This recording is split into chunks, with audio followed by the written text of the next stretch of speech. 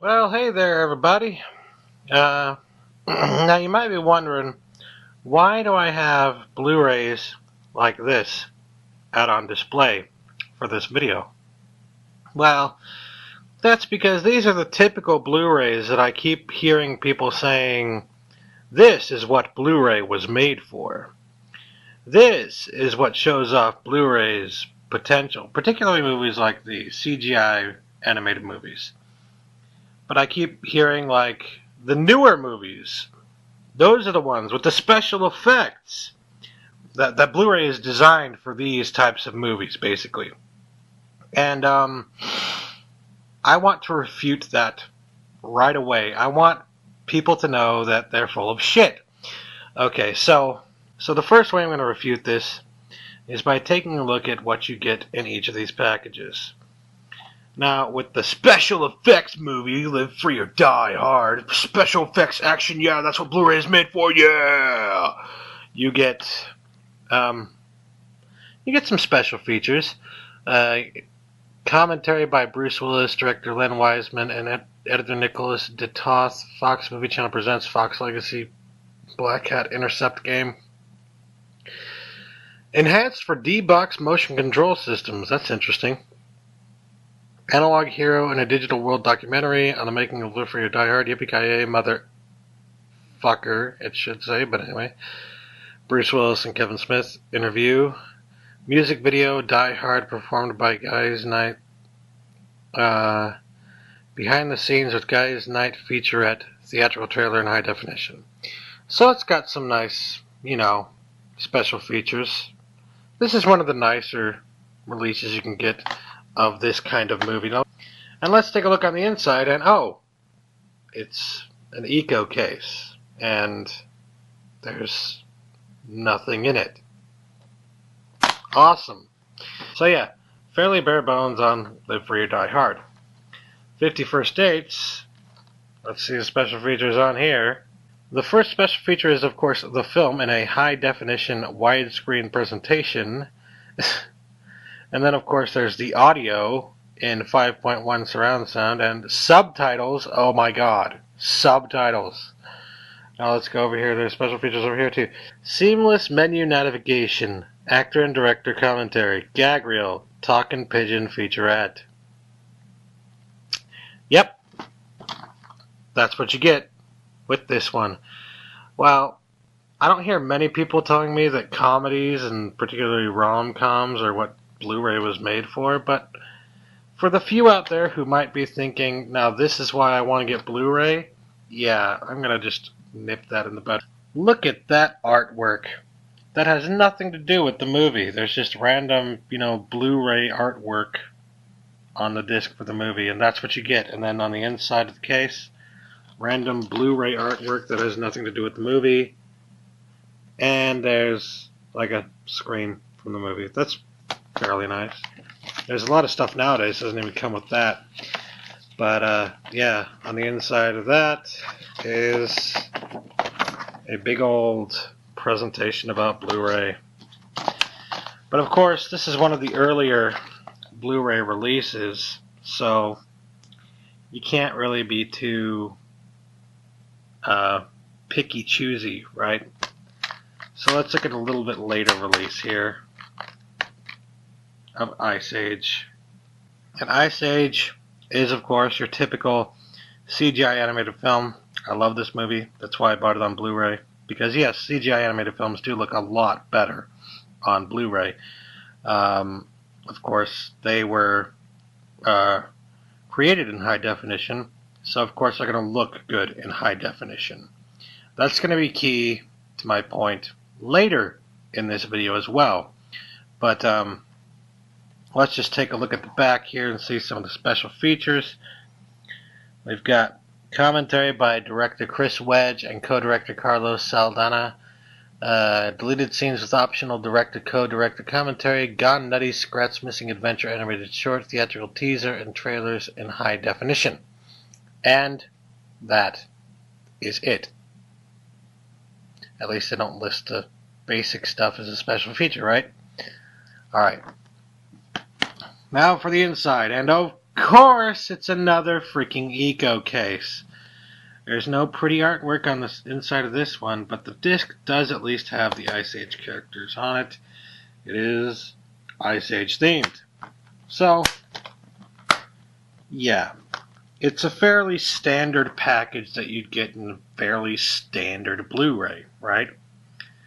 Now let's take a look at some Blu-rays of older movies. You know, those movies that everybody keeps telling me are a waste on Blu-ray. That Blu-ray was not made for older movies, it was made for newer movies, CGI animated movies like this. The only way you'll get anything out of Blu-ray is to watch movies like this. Oh, really? Well, what do we have here? 3 older movies on Blu-ray, 2 from the 70s. This one, I believe, is 1959 or 60 or something like that.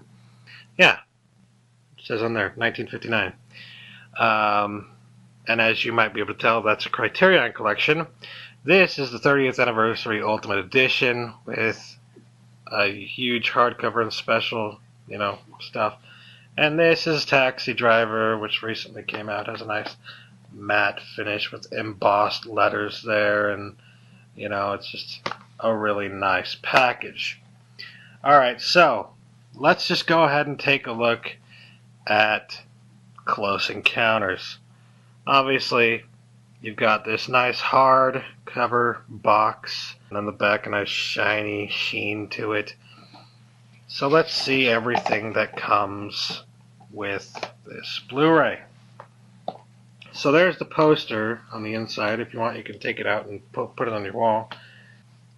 And this comes with the special features disc there, and Close Encounters of the Third Kind 30th Anniversary Edition, Ultimate Edition, with the original theatrical version, the special edition, and the director's cut, all on one disc, all beautiful.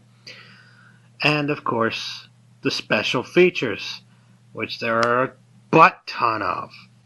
This is a deluxe frickin' package that you wouldn't find on your average release. They wouldn't release something like this unless it was worth releasing on Blu-ray in this nice of a package. So, yeah. Next, let's take a look at the Taxi Driver Blu-ray, which is humongous. It's freaking huge next to, well, let's just do a comparison, alright?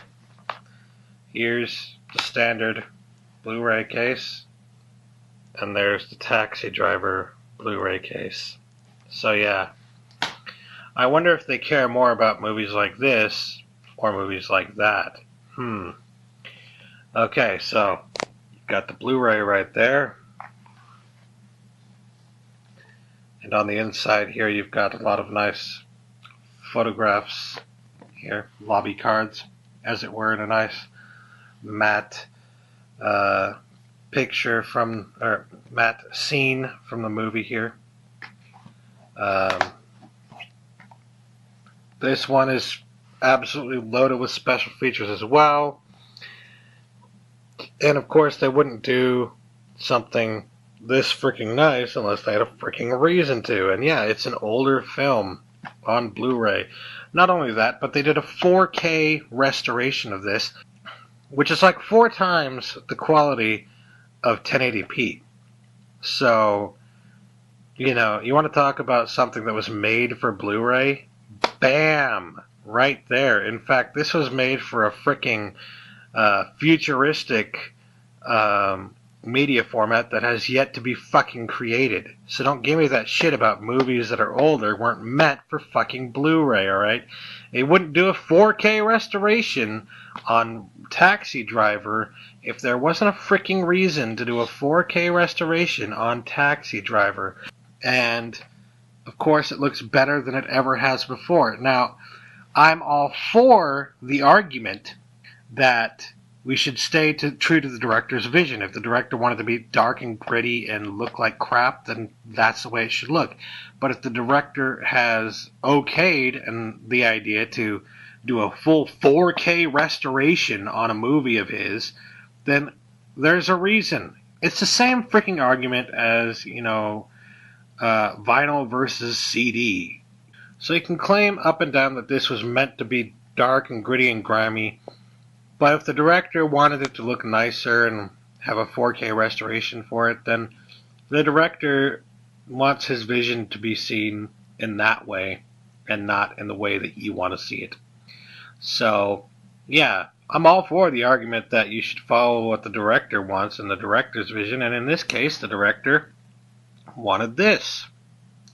So, yeah, older movies on Blu-ray, totally not worth it, right? Next, we'll go to The 400 Blows, a film by Francois Truffaut from 1959.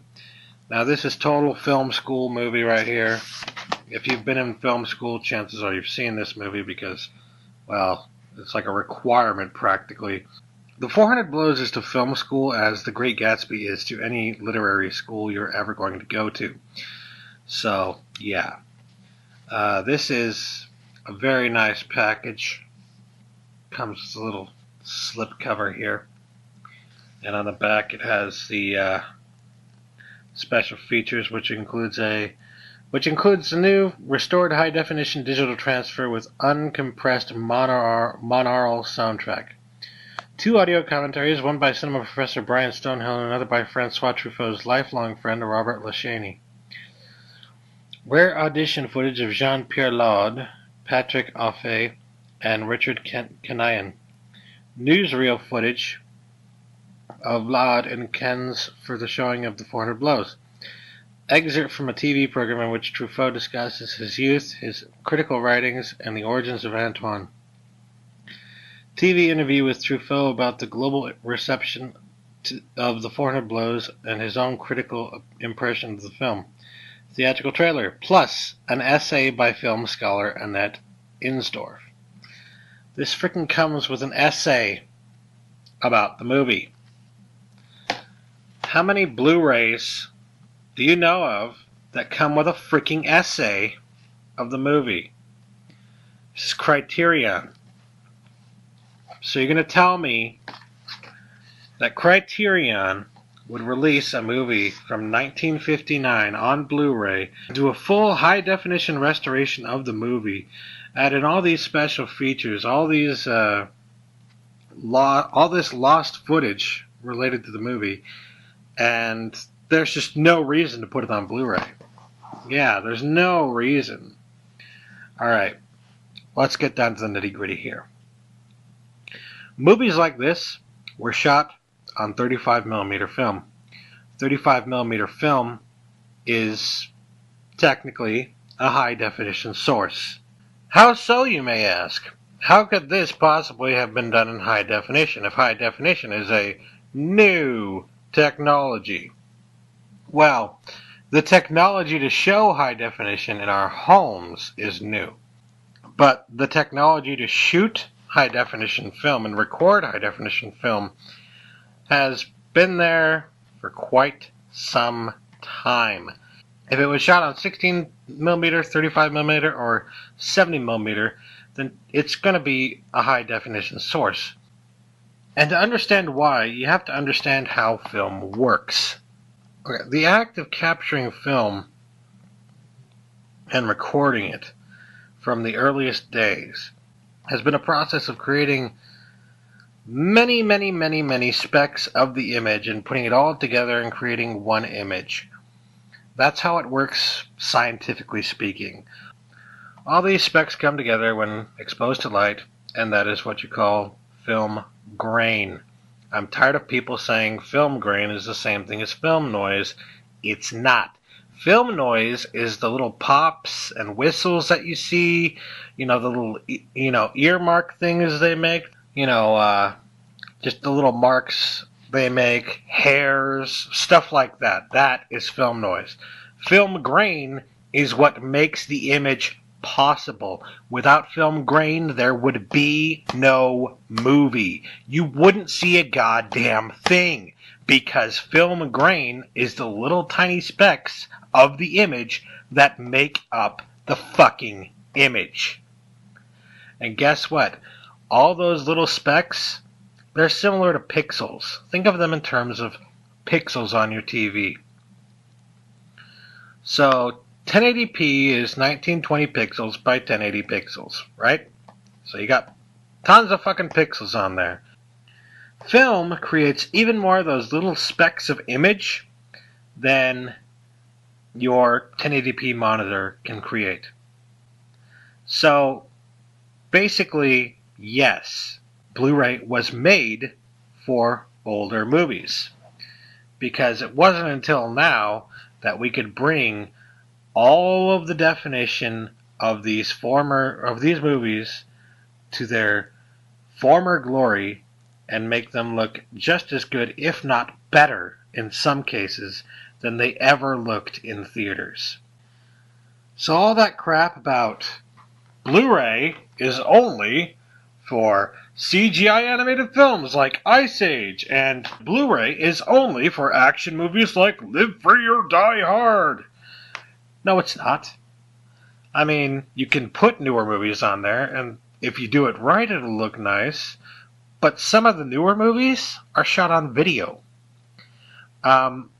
If they're shot on video, and in particular if the video is not high definition video, then upgrading it to 1080p is not going to make it look any better or any different than it looks on DVD. So, yeah, in some cases, newer movies don't look better on Blu-ray. But I'll tell you what, older movies like The 400 Blows, Taxi Driver, Close Encounters of the Third Kind, and Metropolis on Blu-ray, a 1927 movie right here, look better and sound better than they ever have on any other format, and in some cases, movies like these even look better than they ever did in theaters. Now, a classic case of that would be a movie I don't have and I can't show you, Sleeping Beauty from Disney. That movie is very old, but for that movie they decided to show an even wider print, an even wider aspect ratio print than was ever even shown in theaters. Think about that for a second. With that movie, you're seeing, if you get that on Blu-ray, you're seeing more than was ever shown in theaters. When you can say that about something that you own and have in your movie collection, that's a pretty big freaking deal. And that's an older movie too. So don't be telling me that older movies are a waste on Blu-ray. If they're a waste, why are they spending so much time bringing these fabulous versions of these older movies back to Blu-ray when they spend so very little time and very little effort on their newer movies? Yeah, Blu-ray was not made for movies like this. It makes movies like this look crisper, cleaner, and nicer and awesome, yeah, but in my opinion, Blu-ray was made for movies like this, for older movies, because it allows us to see these older movies the way they were meant to be seen. In some cases, even better than they were ever seen before. So yeah, this is Stoudman, rant over, signing out, peace.